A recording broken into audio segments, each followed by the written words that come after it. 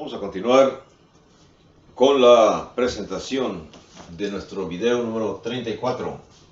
Estamos analizando en estos momentos los versículos 8 al 9 del capítulo 4. El tema general se llama la teología actualizada y este subtema la santificación mental. Cuando Pablo escribe estos dos versículos, el 8 y el 9, él menciona lo demás. Por lo demás, hermanos, todo lo que es verdadero, todo lo honesto, todo lo justo, todo lo puro, todo lo amable, todo lo que es de buen nombre, si hay virtud alguna, si algo digno de alabanza, en esto pensad. Lo que aprendisteis y recibisteis y oísteis y visteis en mí, esto haced, y el Dios de paz estará con vosotros. Pablo está escribiendo a los filipenses y les está dando el consejo de cómo obtener la santificación mental. Los primeros 8 puntos que Pablo está mencionando cuando dice todo lo verdadero, todo lo honesto, lo justo, lo puro, lo amable, lo de buen nombre, lo de buena virtud y lo digno de alabanza, en esto pensad, verso 8, nos habla acerca de lo que es la sustancia de la mente cristiana. Cuando la mente cristiana se concentra en estas circunstancias, en estas actitudes, en estas virtudes, en estas situaciones, entonces la mente cristiana está eliminando automáticamente todas aquellas cosas que son negativas para un cristiano, todas las malas cosas que son inadecuadas para un cristiano. Lo verdadero, la práctica de la verdad, las cosas adecuadas, las cosas correctas, eso tiene que ser parte integral del cristiano. Lo honesto o la honestidad, una de las virtudes más aplaudidas en todo el tiempo, en toda la vida, en toda la existencia del mundo, ha sido la honestidad. Entonces Pablo recomienda, dice, piensen en esto que es lo positivo y empapen su mente de estas circunstancias. Y cuando una mente, un cerebro, una persona tiene imbuidos estos pensamientos, no hay lugar para pensamientos negativos, pensamientos contraproducentes. ¿Qué es lo justo y qué es lo puro? Son palabras que califican a circunstancias de más alto nivel. La justicia y la pureza de actitud de una persona o de acciones de una persona son consecuencias necesarias, son consecuencias inevitables de la persona que nada más está pensando en esto. Cuando una persona piensa en las cosas positivas, entonces su mente se va conformando, su cuerpo también se va conformando, mente y cuerpo van a trabajar igual en las cosas que son positivas. Pablo menciona más frases cuando dice todo lo amable, todo lo de buen nombre, en todas las virtudes positivas, todo lo que sea digno de alabanza. En eso tiene que gastar su tiempo, su mente, el cristiano. Si usted no es cristiano y desea ser cristiano, piense entonces que Dios le está pidiendo una transformación de su conducta, de su ética, de su voluntad. Una transformación tal que deje de pensar en las cosas que antes son consideradas como ganancias, en el abuso, en el agandallamiento en el que las personas quieren aprovecharse de otros y ahora nos convertimos en personas diferentes. No es que todos los cristianos tengamos esas características. Podemos haber cristianos imperfectos que aún todavía estamos arrastrando con nosotros algunas conductas negativas. El consejo de Pablo a los filipenses es que modifiquen y que concentren su pensamiento en todas las cosas positivas. Y eso es lo que caracteriza a la mente cristiana, la sustancia, la esencia, lo más profundo del cristiano son estas actitudes. Pablo luego se saltó a los siguientes puntos en el versículo 9, cuando dice, todo lo que aprendiste, voy a leerlo, lo que aprendisteis, lo que recibisteis, lo que oísteis y lo que visteis. ¿Qué fue lo que los filipenses aprendieron de Pablo? ¿Qué fue lo que los filipenses recibieron de Pablo, oyeron de Pablo y vieron en Pablo? Por supuesto que, de acuerdo a la historia bíblica, Pablo, después de abandonar el mundo judaico e incorporarse al grupo de luchadores cristianos, de los que estaban transformando el primer mundo durante la época del Imperio Romano, transformándolo y convirtiéndolo en gentes que ingresaron a la iglesia de Cristo. y realizó actividades de enseñanza profundas. Pablo, por supuesto, lleva un amplio conocimiento del Antiguo Testamento, pues había estudiado a los pies de Gamaliel, un buen instructor, un buen rabino, instructor en Jerusalén, en el mundo judaico. Y aparte de eso, tenía amplias, altas calificaciones en el mundo de los fariseos, en el mundo del Sanedrín, del gobierno de los judíos. Así que todo lo que Pablo aprendió, ahora se lo está enseñando a los filipenses, se lo enseñó a los filipenses lo absorbieron como una esponja, absorbe el agua. Recibieron ellos de Pablo lo mejor de la enseñanza. De hecho, ya les he dicho que de acuerdo a lo que estamos leyendo, la congregación de Filipos se considera una de las más amables, una de las más compenetradas con Pablo, en las cuales existe un amor mutuo de Pablo hacia la congregación y de la congregación hacia Pablo. Lo miramos a todo lo largo de su carta. ¿Qué cosa oyeron los filipenses por parte de Pablo? Enseñanzas de primer nivel en el aspecto cristiano, el conocimiento de las Sagradas Escrituras del Antiguo Testamento y su cumplimiento en la época del Nuevo Testamento. Pues Pablo en sus enseñanzas le atribuye a nuestro Señor Jesucristo la personalidad de el que cumple todo lo que se esperaba en el Antiguo Testamento. El Mesías esperado, el Emanuel de los judíos, es nuestro Señor Jesucristo, que es el Salvador de los cristianos. Todo lo que visteis en mí. ¿Qué clase de actitud o qué clase de personalidad tenía Pablo durante su estancia en Filipos cuando está enseñando a la congregación?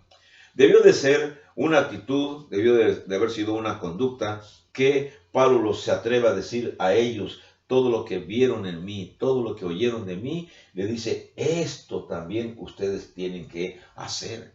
Y esto es importante porque de esta manera, cuando el cristiano de Filipos pone en práctica lo que aprendieron de Pablo, lo que recibieron de Pablo, lo que oyeron de Pablo, lo que vieron de Pablo, entonces se inicia la mente cristiana. El título aquí, la génesis de la mente cristiana, génesis significa el principio, el inicio o el comienzo. Entonces, para comenzar el cristianismo, para iniciar nuestro cristianismo, tenemos que comenzar con lo que los filipenses aprendieron de Pablo para convertirse en cristianos. ¿Y qué aprendieron los filipenses para convertirse en cristianos? ¿Qué les enseñó Pablo en primer lugar a los filipenses al llegar a la ciudad de Filipos para que ellos adoptaran el cristianismo? Les enseñó el plan de salvación, les enseñó la forma en que sus pecados pueden ser perdonados. Ahora, usted, si no es cristiano, también usted puede conocer ese mismo plan de salvación. Yo le invito, en forma amable, a que visite en YouTube mi canal llamado Moctezuma, y escribe usted en el buscador Moctezuma Plan de Salvación. Y ahí presento más de 30 videos en los cuales puedo enseñarles o les estoy enseñando a las personas cómo podemos obtener la salvación, el perdón de nuestros pecados, así como Pablo se lo enseñó a los filipenses. Por supuesto, Pablo usó toda su erudición en esos momentos, puesto que él es un gran personaje en el mundo judaico. Pero nosotros no es que tengamos un gran conocimiento, simplemente ya está escrito. Entonces solamente tomamos la información de lo que ya está escrito en el Nuevo Testamento y lo presentamos físicamente, verbalmente a otras personas. Esos videos le pueden ayudar a usted para entender qué fue lo que los filipenses aprendieron de Pablo y que comenzaron a tener la mente cristiana, se convirtieron en cristianos. Y no tan solo aprendieron por lo que Pablo les enseñó, sino que también recibieron por parte de Pablo la amabilidad, la atención, la visita a las viudas, la visita a los huérfanos, en fin, todo lo que la actitud de un cristiano presenta cuando ya está empapado en el cristianismo. Cambia la personalidad de un mundano hacia un cristiano. No quiero decir que no hay personas en el mundo que tengan características muy positivas. Sí hay. En el mundo no cristiano, las personas que no han recibido el plan de salvación o no han sido perdonados sus pecados, hay muchísimas que son buenas personas. Pero el hecho de que seamos buenas personas no implica que sean salvados. Recordemos el caso, los que ya son cristianos, el caso de Cornelio. tenía muy buena opinión ante el mundo judío, atendía muy bien a los judíos lo tenían en muy buena estima. Y aún así, aunque Cornelio tenía muy buena fama entre los judíos, aún así, y hacía muchas limosnas entre los judíos, aún así fue necesario que fuera Pedro y que Pedro le enseñara el Evangelio. Y cuando Pedro le enseñó el plan de salvación, el Evangelio de nuestro Señor Jesucristo, entonces fue cuando Cornelio se convirtió en cristiano. Y recuerden una de las frases que Pablo le dice, ahora pues, ¿por qué te detienes? Entonces, Cornelio, él y su familia, todos fueron bautizados. Hay una relación importante entre el Evangelio y el bautismo. Y eso yo lo presento precisamente en el plan de salvación, como he mencionado, para que ustedes puedan verlo y explico, con dibujos sencillos, explico la relación que hay entre Evangelio y bautismo. Así que no piensen que el bautismo que existen o que los grupos religiosos X han practicado que es el adecuado. El bautismo bíblico lleva una característica muy especial que no la voy a mencionar ahorita porque ya la expliqué en los otros videos. Así que para que la mente suya, si no es cristiano, comience a pensar como cristiano, necesita primero aprender de Pablo, necesita recibir de Pablo vía esas presentaciones y lo que oyeron y lo que saben de Pablo, lo pongan ustedes en práctica. Y entonces usted puede convertirse en cristiano.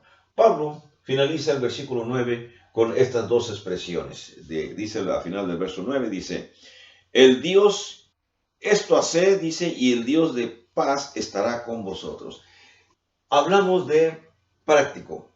No nada más escuchar, sino poner en práctica lo que nosotros hemos escuchado. Y eso de poner en práctica nos va a dar un resultado final. ¿Cuál es el resultado final que nos va a dar? Nos va a dar el resultado final de tener paz con Dios.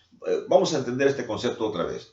En estos momentos, Dios está en guerra con todo el mundo que tiene pecados. Todo el mundo tenemos pecados, pero nosotros los cristianos ya nos fueron perdonados. Pero los pecados que tiene el mundo aún no le han sido perdonados. Entonces Dios está en guerra. No es una guerra física, es una guerra espiritual. Dios está en guerra con todas las personas que sus pecados no han sido perdonados. Debido a ese conflicto que existe entre las personas que no han recibido el perdón de sus pecados y Dios, esta guerra finalmente la va a ganar Dios. Y entonces usted que está en el mundo no va a poder acompañar a Dios si no lo acepta a Él dentro de su vida y acepta que el Señor le perdone sus pecados.